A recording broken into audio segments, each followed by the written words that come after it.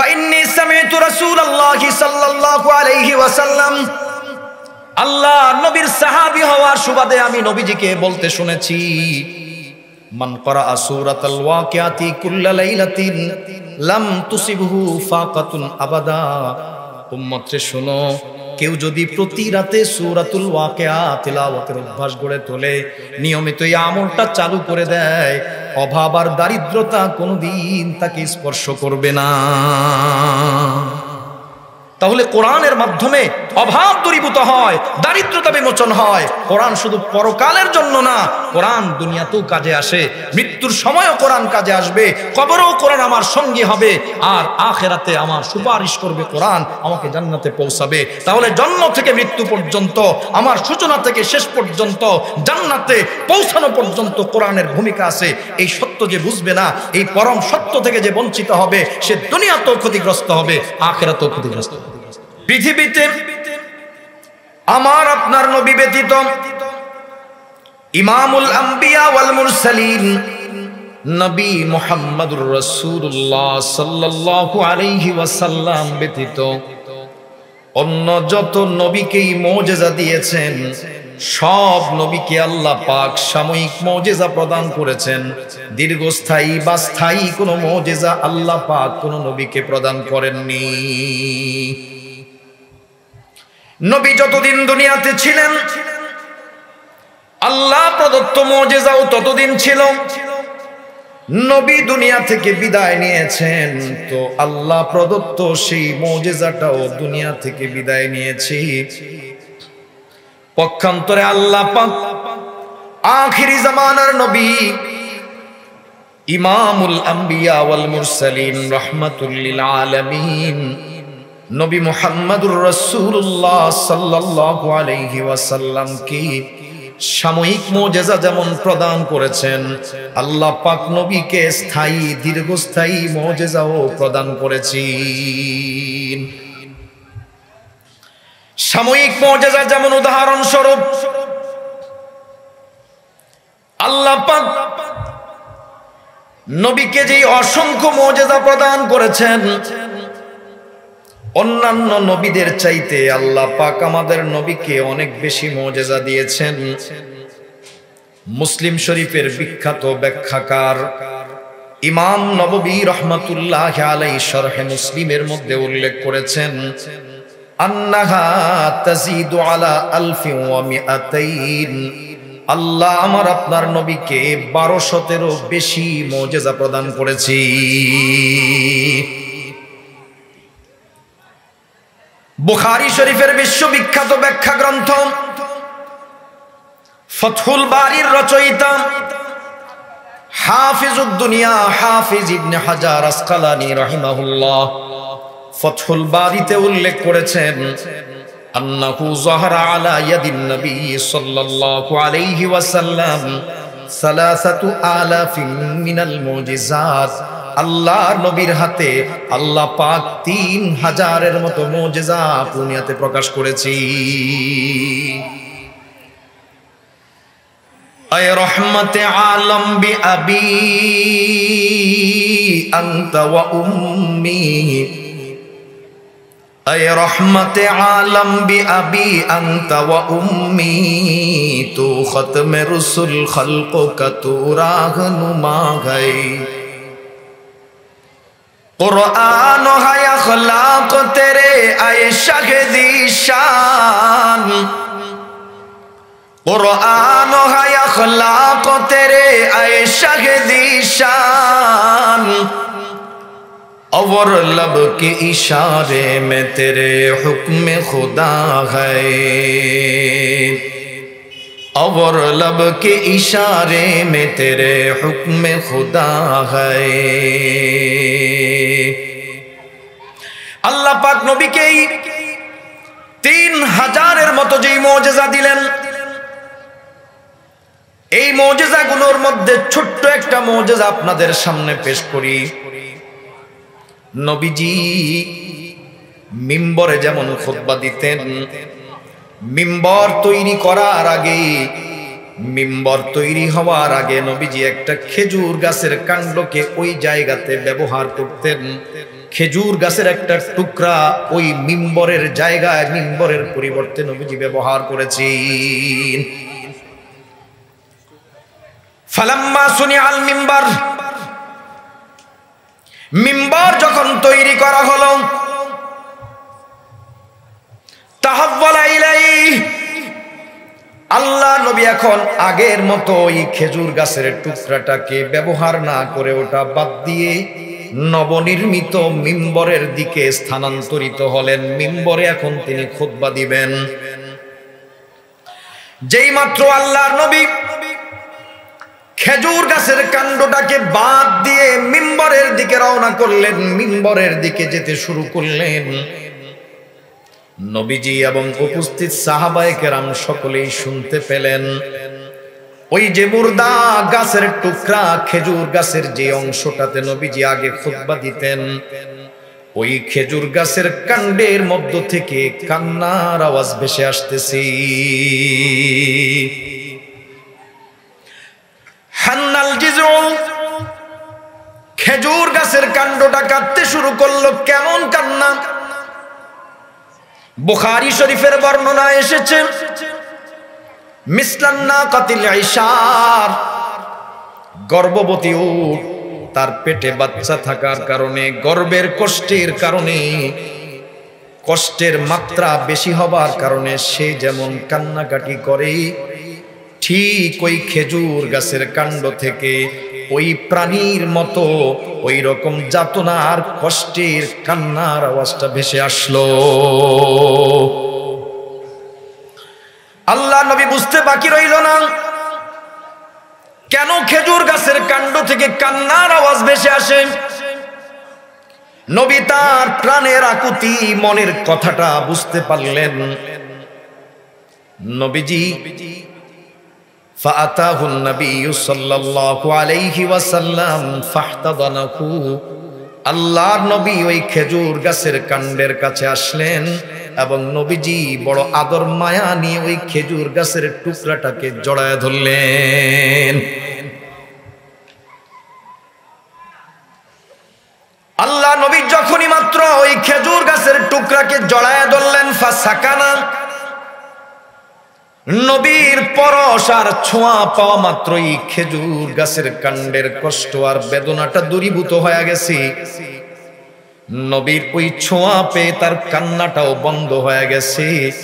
নবী বলেন, সাহাবীরা শোনো, লাউলাম আহতাদিনহু লাহান্না ইলা ইয়াউমিল কিয়ামাহ।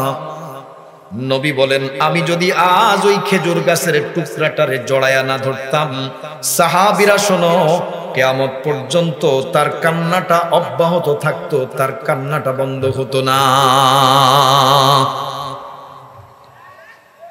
আল্লাহ পাক নবীর মাধ্যমে এইভাবে 3000-এর মতো মুজিজা দুনিয়াতে প্রকাশ করেছেন। আল্লাহ পাক নবীকে এই জাতীয় অস্থায়ী মুজিজার পাশাপাশি একটা স্থায়ী মুজিজা দান করলেন, যেই মুজিজা নবীজি যতদিন দুনিয়াতে ছিলেন তখনও ছিল, নবী দুনিয়া থেকে যাওয়ার পরেও দুনিয়াতে ছিল। আজ প্রায় 1500 বছর অতিক্রম করলেও আল্লাহর নবীর সেই মুজিজা এখনো বাকি আছে। কিয়ামত অবধি আল্লাহর নবীর সেই মুজিজাও বাকি থাকবে। কারণ আল্লাহ পাক নবীকে নির্দিষ্ট যুগের জন্য নবী বানান নাই। আল্লাহ নবীকে তামাম দুনিয়ার জন্য নবী বানাইলেন। গোটা কায়নাতের জন্য আল্লাহ নবীকে নবী বানাইলেন। ওই যুগের জন্য আল্লাহ শুধু নবীকে নবী বানান নাই, বরং কিয়ামত পর্যন্ত পুরা সময়টার জন্যই আল্লাহ পাক গোটা বিশ্বের জন্য আর গোটা সময়ের জন্য কিয়ামত পর্যন্ত নবী বানাইছে। जहां तक है न रबूबियत खुदा की, जहां तक है रबूबियत खुदा की, वहां तक है नबूवत मुस्तफा की, वहां तक है नबूवत मुस्तफा की। যত দূর পর্যন্ত আল্লাহর রবুবিয়তটা বিস্তৃত আর ছড়ানো, মুহাম্মাদুর রাসূলুল্লাহ সাল্লাল্লাহু আলাইহি ওয়াসাল্লামের নবুয়তটাও তত দূর সীমা পর্যন্ত ছড়ানো। আল্লাহ নবীর সেই স্থায়ী মুজিজাটির নাম হলো আল কোরআনুল কারীম। আল্লাহ পাক নবীকে কোরআনুল কারীম নামে একটা স্থায়ী মুজিজা দিলেন। কেমন মুজিজা আল্লাহ পাক নবীকে দান করলেন? কোরআনুল কারীম যখন নবীজি আল্লাহর তরফ থেকে প্রাপ্ত হয়ে কোরআনুল কারীমের তেলাওয়াত শুরু করলেন, কোরআনুল কারীমের প্রচার শুরু করলেন, ইসলাম বিদ্বেষীরা, আল্লাহর দুশমনেরা, কাফেরেরা, মুশরিকেরা বলতে লাগলো মুহাম্মদ এগুলো নিজের পক্ষ থেকে বানায়া বানায়া বলে, যদিও সে দাবি করে আল্লাহর তরফ থেকে এসেছে, আসলে আল্লাহর তরফ থেকে আসেনি, বরং নিজে এগুলো তৈরি করে বানিয়ে বানিয়ে সে বলে। আল্লাহ পাক পূর্ব থেকেই পরিকল্পনা করে রাখলেন যাতে এমন কোন গ্রহণযোগ্য অভিযোগ কেউ করতে না পারে। আল্লাহ নবীকে দুনিয়ার কোন শিক্ষক, দুনিয়ার কোন প্রতিষ্ঠান, দুনিয়ার কোন পণ্ডিতের কাছে কখনোই পাঠান নাই। কেন আল্লাহ নবীকে দুনিয়ার কোন পণ্ডিতের কাছে পাঠাবে? কারণ আল্লাহ তো নবীকে সরাসরি নিজেই তালিম দিয়ে নবীকে মুআল্লিম তথা শিক্ষক বানিয়ে দুনিয়াতে পাঠিয়েছি। ছাত্র যে তার শিখার প্রয়োজন আছে, যিনি শিক্ষকতা করতে আসেন তিনি তো শিখার প্রয়োজন নেই, তিনি তো শিক্ষকতার যোগ্যতা নিয়েই শিক্ষা গ্রহণ করেই দুনিয়াতে আসছেন। নবীজি বলেন, বুখারী শরীফের বর্ণনা, ক্বালা রাসূলুল্লাহ সাল্লাল্লাহু আলাইহি ওয়াসাল্লাম বুইসতু মুআল্লিমা বুইসতু লিউতাম্মিমা মাকারিমাল আখলাক। আল্লাহ পাক আমাকে মুআল্লিম তথা শিক্ষক বানিয়েই দুনিয়াতে পাঠিয়েছেন। আল্লাহ পাক আমাকে শিক্ষক বানায়া পাঠাইছেন। কেমন তালিম আল্লাহ নবীকে দিলেন? নবী বলেন, আল্লামানি রব্বি ফাআহসানা তালিমি। আল্লাহ আমাকে তালিম দিয়েছেন, আমার রব আমাকে তালিম দিয়েছে, আমার রব আমাকে শিক্ষা দিয়েছে। ফাআহসানা তালিমি, চমৎকার তালিম, সর্বোৎকৃষ্ট মানের তালিম আমার রব আমাকে দিয়েছে। আল্লাহ যাকে তালিম দেয়, আল্লাহর শিক্ষা যেটা তার চেয়ে ভালো, তার চেয়ে উন্নত, তার চেয়ে মানসম্মত সেরা শিক্ষা আর কোনটাই হতে পারে না। খুব আল্লাহ যাকে শিক্ষা দিয়েছে। আল্লাহ নবী যেহেতু জাগতিক কোন শিক্ষকের কাছে কোনোদিন যান নাই, দুনিয়ার কোন পণ্ডিত আর দার্শনিকের কাছে যেহেতু আল্লাহ নবী যান নাই, আল্লাহ পাক সহজেই জগৎবাসীকে বুঝায় দিবেন, আমার নবী যদি কোনো পণ্ডিতের কাছে না যে এমন সুন্দর কিতাব আর কোরআনটা রচনা করতে পারে তোমাদের ধারণা মোতাবেক, তোমরা তো জাগতিক ডিগ্রি কম অর্জন করো নাই। আরবের মানুষ তোমাদের মধ্যে বড় বড় সাহিত্যিক, কবি, পণ্ডিত আছে।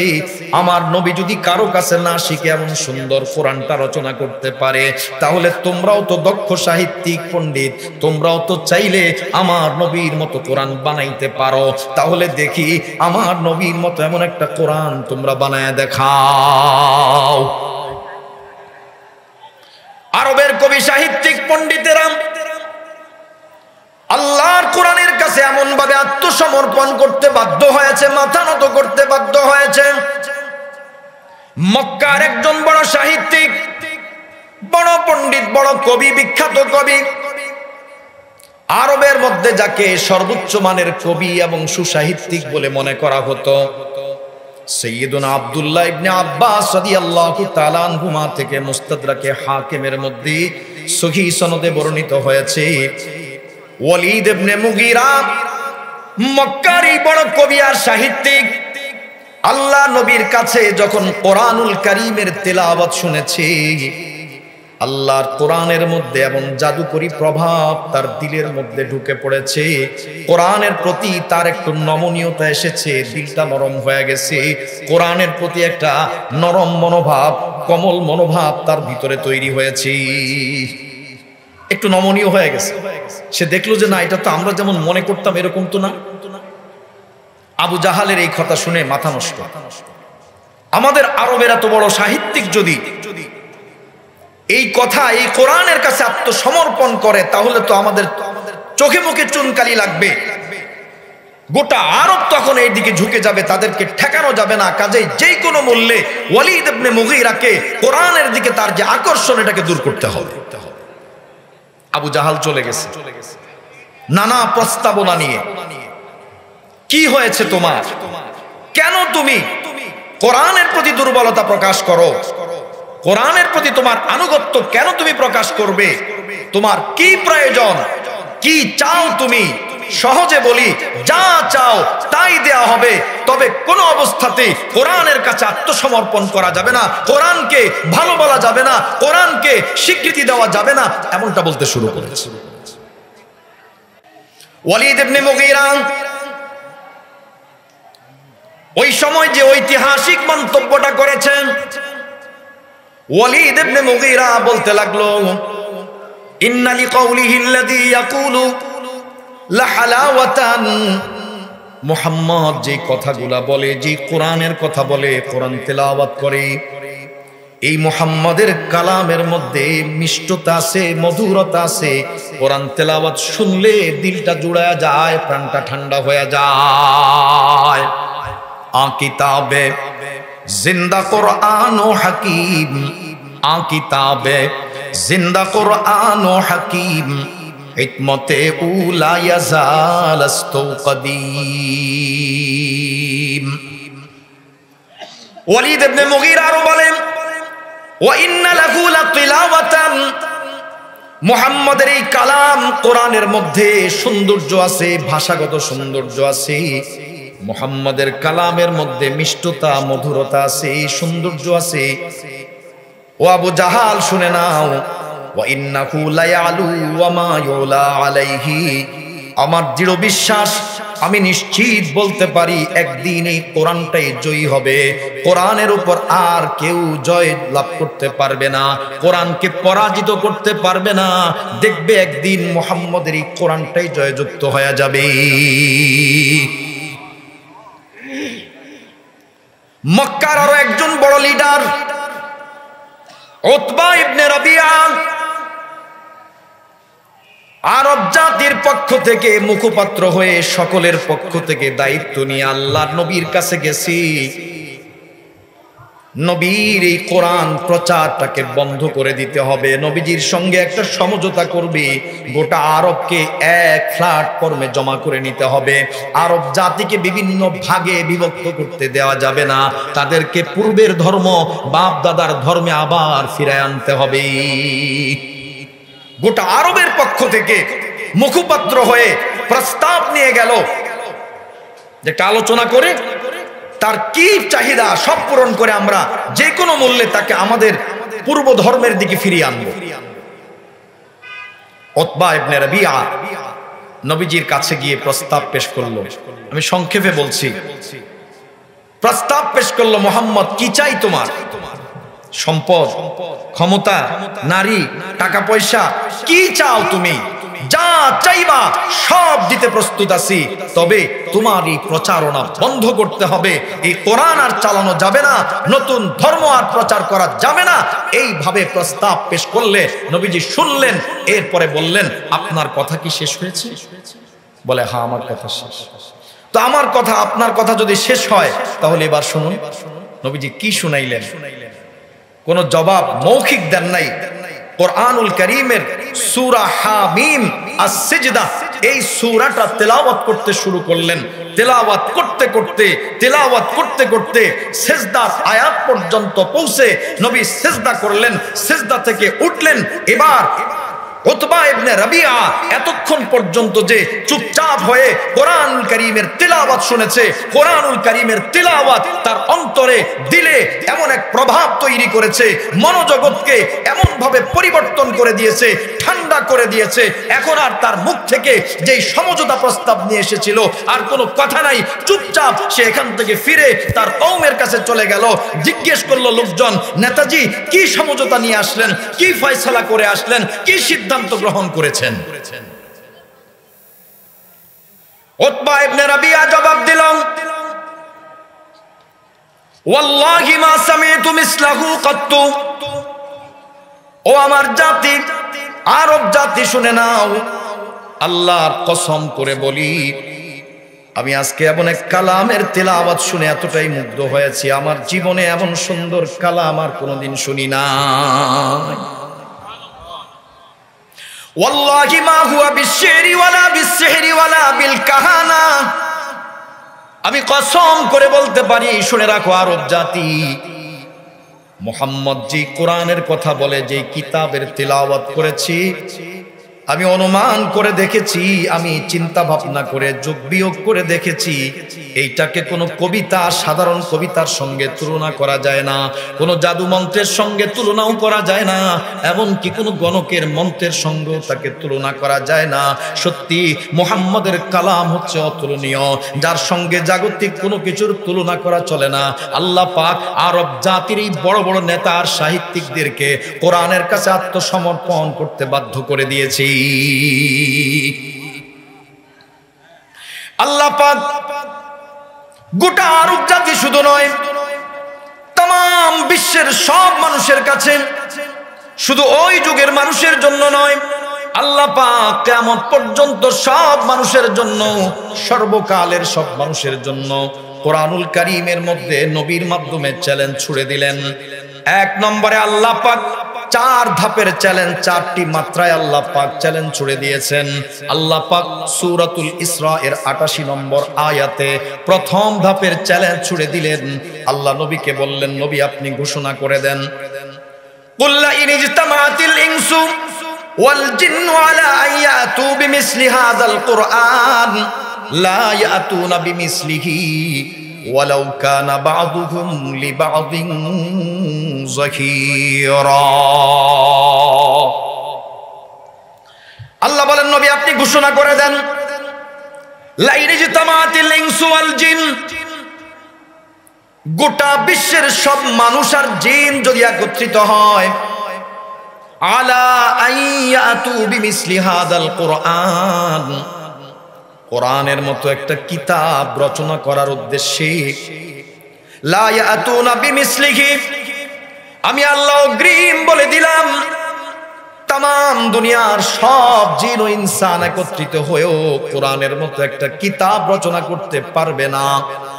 ওয়ালাউ কানা বা'দুহুম লিবা'দিন যাহিরা, তারা যদি একক চেষ্টার পাশাপাশি সম্মিলিত চেষ্টাও করে, সকলেই যদি সকলকে সহযোগিতা করে, সম্মিলিত যৌথ চেষ্টাও যদি চালায়, সব মানুষের একক চেষ্টা যেমন ব্যর্থ হবে, সব মানুষের যৌথ চেষ্টাটাও ব্যর্থ হবে, সকলে মিলেও কোরআনুল কারীমের মতো একটা কিতাব রচনা করতে পারবে না। আল্লাহর এই চ্যালেঞ্জ আজও পর্যন্ত কোরআনুল কারীমে রয়েছে। আরবের কোন বীর বাহাদুর, আরবের কোন সাহিত্যিক, কোন কবি, কোন পণ্ডিতের ওই যুগেও হয় নাই, পরবর্তী যুগেও নয়, আজও পর্যন্ত পৃথিবীতে কোন পণ্ডিত, কোন দার্শনিক, কোন সাহিত্যিকের আজও পর্যন্ত সাহস হয় নাই আল্লাহর দেওয়া চ্যালেঞ্জটা গ্রহণ করে কোরআনের মোকাবেলায় আরেকটা কোরআন রচনা করতে পারে। আল্লাহ দ্বিতীয় মাত্রার চ্যালেঞ্জ নাজিল করলেন, নবীকে বললেন আপনি ঘোষণা করেন, নবী এখনো কি তারা আপনার এই কিতাবের ব্যাপারে, আপনাকে দেওয়া কিতাবের ব্যাপারে, কোরআনের ব্যাপারে এখনো কি তারা এই ধরনের কথা বলে নাকি যে আপনি বানায়া বানায়া বলেছেন? আম ইয়াকুলুনা ইফতারা, ওরা কি বলে যে আপনি এগুলো বানায়া বানায়া বলছেন? তাহলে কুল ফাতু বিআশরি সুওয়ারিম মিসলিহি মুফতারায়াত ওয়াদউ মান ইসতাতাতুম মিন দুনিল্লাহি ইন কুনতুম সাদিকিন। তাহলে আপনি বলে দেন, এখনো যদি ওই মন্তব্য থেকে ফিরে না আসে, বলে দেন আপনি পুরা কোরআন তৈরি করা লাগবে না, কোরআনের 114 সূরার মধ্য থেকে মাত্র তাদের ইচ্ছে মতো 10টা সূরা বাছাই করে নেক, আর ওই 10টা সূরা তারা তৈরি করে দেখাক, প্রমাণ করে দিক যে আমার নবী বানায় বলছে, ওরাও পারে। চ্যালেঞ্জের মাত্রা কমিয়ে দেওয়া হবে। আগে ছিল পুরা কোরআন, এখন বললো মাত্র 10টা সূরা বানাও, 104টাই বাদ দেওয়া হলো। দেখা যাক কি করে। এখনো পর্যন্ত কেউ চ্যালেঞ্জ গ্রহণ করেনি। এখনো পর্যন্ত আজকের এই মুহূর্ত পর্যন্ত কেউ কোরআনুল কারীমের মতো 10টা সূরা রচনা করার সাহস আজও পর্যন্ত দেখায় নাই। নিশ্চিত কিয়ামত পর্যন্ত কারো এই দুঃসাহস হবে না কোরআনের মতো 10টা সূরা নয়, একটা সূরা একটা আয়াত রচনা করবে এমন সাহস কারো হবে না। আল্লাহ পাক তৃতীয় ধাপে আরেকটা চ্যালেঞ্জ দিলেন। 10টা সূরাও কি বেশি হয়ে গেল? 10টা পারবা না তো আচ্ছা ঠিক আছে কমায় দে, একটা সূরা তো পারবা, তাও ছোট্ট একটা সূরা দেই। আল্লাহ পাক সূরাতুল বাকারার 23 নম্বর আয়াতে আরেকটা চ্যালেঞ্জ দিলেন, তৃতীয় ধাপে একটা চ্যালেঞ্জ। ওয়া ইন কুনতুম ফি রাইবিম মিম্মা নাযালনা আলা আবদিনা ফাতু বিসূরাতিন মিন মিসলিহি ওয়াদউ শুহাদাআকুম মিন দুনিল্লাহি ইন কুনতুম সাদিকিন। আল্লাহ বলেন তোমরা যদি আমার বান্দা আমার নবী মুহাম্মদ সাল্লাল্লাহু আলাইহি ওয়াসাল্লামকে দেওয়া কিতাবের ব্যাপারে এখনো সন্দিহান থাকো, সেটা কি আমি দিয়েছি না তিনি নিজে বানাইছে, এখনো যদি তোমাদের দ্বিধা দ্বন্দ্ব কাজ করে, সন্দেহ কাজ করে, তাহলে বলি শোনো, পারলে আমার নবীকে দেওয়া কোরআনের 114 সূরার মধ্যে ছোট্ট একটা সূরা বাছাই করে ওই সূরার মতো ছোট্ট সূরার মতো একটা সূরা বানায় দেখাও। আজও পর্যন্ত এই তৃতীয় ধাপের চ্যালেঞ্জটাও কেউ গ্রহণ করে নাই। আল্লাহ পাক সর্বশেষে গোটা দুনিয়াকে নির্বাক করে দেওয়ার জন্য, কিয়ামত পর্যন্ত নীরব নিস্তব্ধ করে দেওয়ার জন্য, কোরআনের ব্যাপারে মুখ খোলা বন্ধ করে দেওয়ার জন্য আল্লাহ পাক চতুর্থ ধাপে শেষ মাত্রার একটা চ্যালেঞ্জ নাজিল করলেন। ফালিয়াতু বিহাদিসিম মিসলিহি ইন কানু সাদিকিন। আল্লাহ পাক সূরাতুত তুরের 34 নম্বর আয়াতে চতুর্থ ধাপের চ্যালেঞ্জ নাজিল করলেন। নবী আপনি বলে দেন, ওরা যদি পারে কোরআনের মতো পুরা কোরআন রচনা করতে হবে না, 10টা সূরাও রচনা করতে হবে না, একটা সূরাও লাগবে না, পারলে কোরআনুল কারীমের মতো একটা বাক্য রচনা করে দেখাক, একটা কথা বানায়া দেখাক, তবুও প্রমাণিত হবে তাদের দাবিটা সত্যি প্রমাণিত হবে। যদি ওরা সত্যবাদী হয়ে থাকে, আমার নবী বানায়া বলছে, তাহলে কোরআনুল কারীমের মতো একটা বাক্য একটা কথা ওরা বানায় দেখা।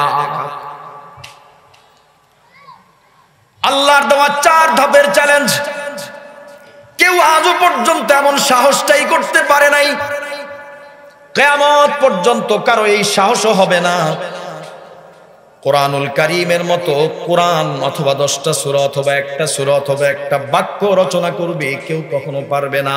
আল্লাহ পাক এমন অলৌকিক একটা কিতাব, অপরাজেয় একটা গ্রন্থ, অদ্বিতীয় তুলনীয় গ্রন্থ নবী করিম সাল্লাল্লাহু আলাইহি ওয়াসাল্লামকে দান করেছি।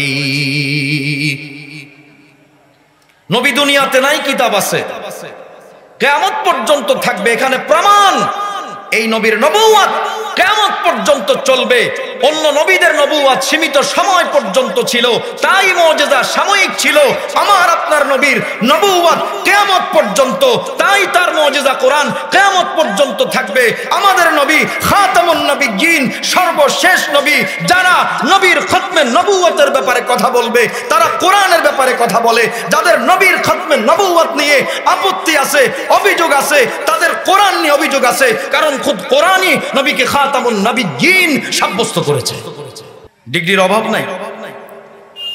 যে কোনো শিক্ষা মানুষকে মানুষ বানায় না, একমাত্র কোরআনের শিক্ষা মানুষকে মানুষ বানায়। যে শিক্ষা আমরা আমদানি করতে যাচ্ছি, গত 2-1 বছর আগে খুব তোলপাড় হলো না, মানুষ বানর থেকে হয়েছে, ওই শিক্ষাই তো বলেছে। আচ্ছা একটা মোটা কথা বলে, অনেক দলিল টলিল পরে, এত লম্বা সময় নেই। মানুষ যদি বানর থেকে তৈরি হবে, সবকিছুর তো একটা সিস্টেম আছে, চলে না? যেমন আমরা আগে যেমন দেখছি, হাঁসে ডিম পাড়ে ওখান থেকে বাচ্চা হয়, মুরগি ডিম পাড়ে ওখান থেকে বাচ্চা হয়, একটা সিস্টেম। সেটা আমাদের বাপদাদার আমলেও ছিল, এখনো আছে, আরো আগেও ছিল, কিয়ামত পর্যন্ত এভাবেই থাকবে। প্রশ্ন হইলো, মানুষ যদি বানর থেকে তৈরি হবে, তাহলে প্রতি বছর তো সুন্দরবন থেকে কিছু মানুষ আমাদের এখানে আসার কথা ছিল, কি বলেন? আসার কথা ছিল না? বন্ধ হয়ে গেল কেন? ওটা চালু করছিল কে, আর পরে বন্ধ হইল কিভাবে? কারণ সব সিস্টেম আমরা দেখে আসতেছি, আম গাছে আম হয়, জাম গাছে জাম হয়, হ্যাঁ, কাঁঠাল গাছে কাঁঠাল হয়, সব গাছ থেকে যেটা যেভাবে সিস্টেম একই নিয়মে চলতেছে। কিন্তু মানুষ দুনিয়াতে আসার সিস্টেমটা কেন পাল্টায় গেল? আগে ছিল বানর, এরপরে মানুষ হইলো, এরপর এখন মানুষের পেট থেকে আসে। তো এই সিস্টেমটা পরিবর্তন করলো কে? অন্য সব ঠিক আছে, এটা পরিবর্তন কেন হলো? এর কোনো জবাব আছে? কল্পনার বিষয়, সব কাল্পনিক। যা পড়ছি পড়াচ্ছি তাদের শিক্ষায় সব কাল্পনিক। আজ একটা বলে তো কালকে আরেকটা বলবে, কারণ এর কোনো স্থায়িত্ব নাই। আর আল্লাহ পাক যে কিতাব নাজিল করেছেন, স্পষ্ট করে দ্ব্যর্থহীন কণ্ঠে আল্লাহ পাক বলে দিলেন, লা রাইবা ফি, এই কিতাবে কোনো সন্দেহ নাই। ছুড়ে দিলাম কিয়ামত পর্যন্ত, পারলে বের করে দেখাও। কেউ পারেনি। কিয়ামত পর্যন্ত এই শিক্ষা ব্যবস্থায় কোনো পরিবর্তন হবে না, এই সিলেবাস অপরিবর্তিত থাকবে। কিন্তু অন্য শিক্ষা ব্যবস্থা 2 বছর পরে বই পাল্টায়, 3 বছর পরেই বই পাল্টায়, এটা পাল্টাবে না। যেটা ওই যুগে আজ থেকে 1500 বছর আগে যেই সিলেবাস ছিল, কোরআনের সিলেবাস, এখনো সেটা আছে, কিয়ামত অবধি থাকবে। এটাই হচ্ছে প্রকৃত শিক্ষা। আর যাবতীয় সবগুলো হচ্ছে মানুষের কল্পনা, কাল্পনিক বিভিন্ন থিওরি, বাস্তব কোনো কিছু নয়। আগে শুনছেন না আপনারা বৃদ্ধাশ্রমের কথা? শুনছেন না আগে কি পরিমাণ শুনছেন, আর এখন কি পরিমাণ শুনেন? কোরআন থেকে যত দূরে সরবেন বৃদ্ধাশ্রম তত বাড়বে। বেশি ব্যাখ্যা করলাম না। কোরআন থেকে যত দূরে সরবেন বৃদ্ধাশ্রমের সংখ্যা তত বাড়বে। ঢাকা বিশ্ববিদ্যালয়ের একজন প্রফেসর, তিনি দুঃখ করে শেষ বয়সে বৃদ্ধাশ্রমে গিয়ে আফসোস করে বলতেছেন, ওদেরকে উচ্চ শিক্ষিত বানিয়ে অমানুষ বানিয়েছে। আমার কথা বলছেন, আমাকে দোষ দিবেন না হুজুর আপনারা শুধু ওদের বিরোধিতা করেন না। এটা যারা ওই শিক্ষার গুরু, শীর্ষ পর্যায়ের ব্যক্তি, তিনি মন্তব্য করেছেন অতিষ্ঠ হয়ে।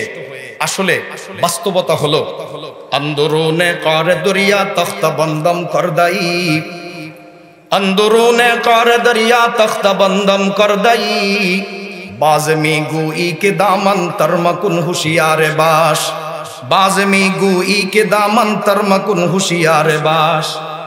নদীর মধ্যে, সাগরের মধ্যে যদি আমাকে এক টুকরা কাঠের উপর ভাসিয়ে দিয়ে বলো, সাবধান তোমার জামার আঁচল যেন পানিতে না ভেজে, আরে ওখানে তো যান বাঁচানোই মুশকিল, জামার আঁচল বাঁচানো যাবে কিভাবে?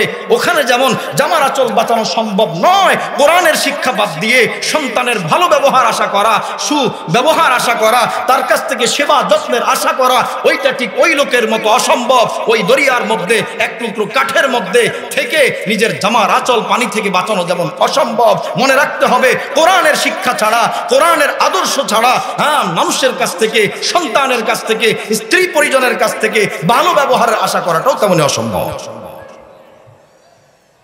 ওরাই তো ডে গুলো আবিষ্কার করেছে, ডে, দিবস, বাবা দিবস।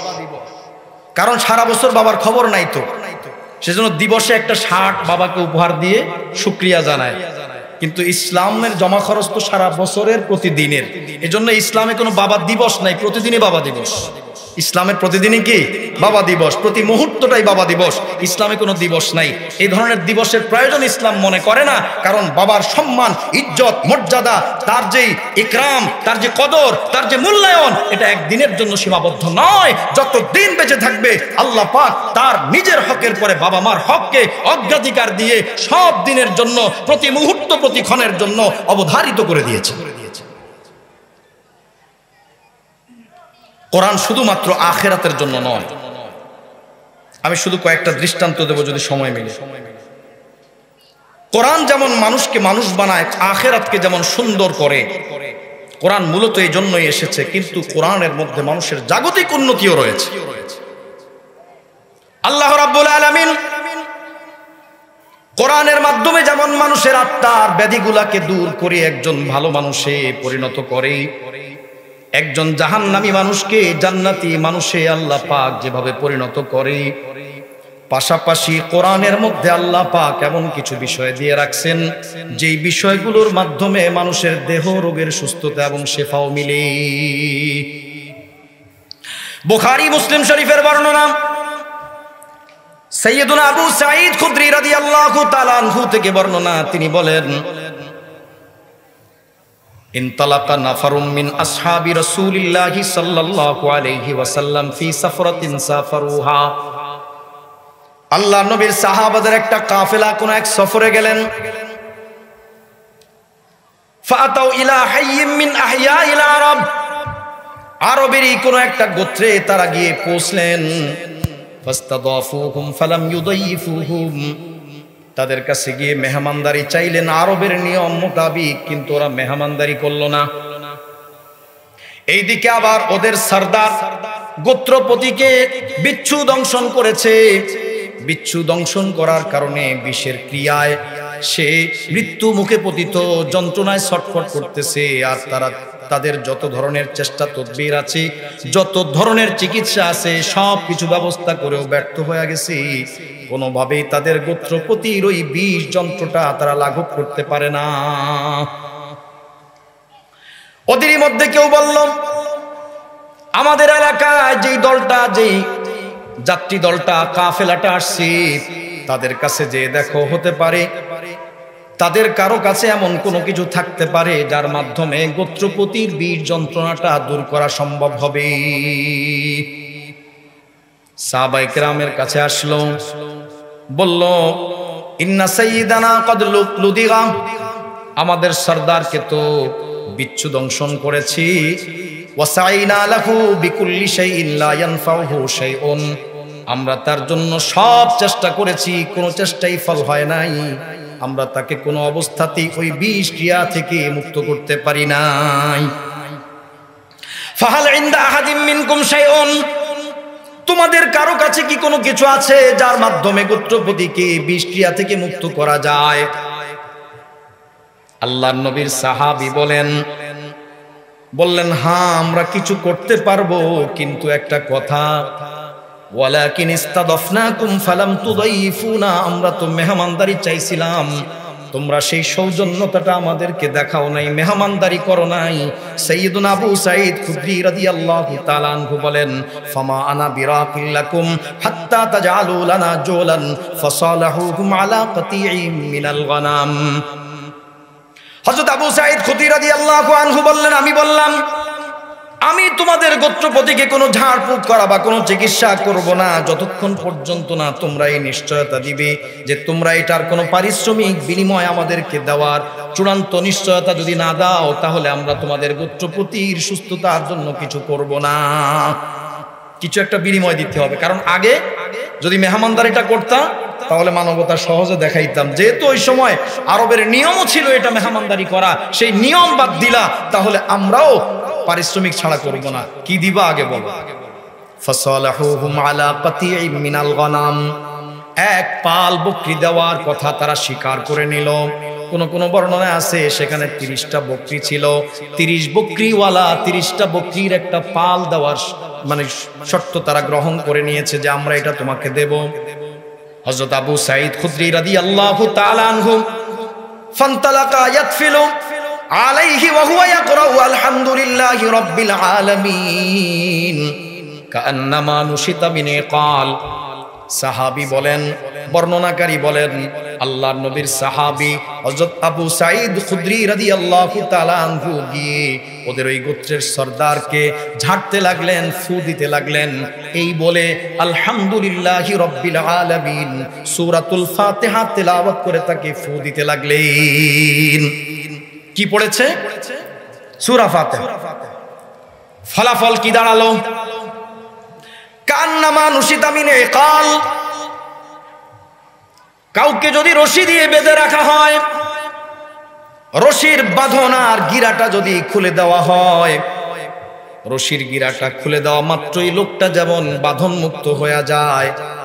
সাহাবী হযরত আবু সাঈদ খুদরি রাদিয়াল্লাহু তাআলা আনহু বলেন, আল্লাহর কালামের সূরা ফাতিহা পড়ে তাকে ঝাড়ফুঁক করা মাত্রই ওই মুহূর্তের মধ্যে গিরা খুলে দেওয়ার মতো মুহূর্তের মধ্যেই তাৎক্ষণিকভাবে সম্পূর্ণ বিষ ক্রিয়া থেকে সুস্থ হয়ে গেছি। নজমে নজমাশ দরবারাত হাসতে বরতর জাফতাব, নজমে নজমাশ দরবারাত হাসতে বরতর জাফতাব, হরফে হরফে ও শিফা আस्तो খুদা বহরে রশিদ, হরফে হরফে ও শিফা আस्तो খুদা বহরে রশিদ।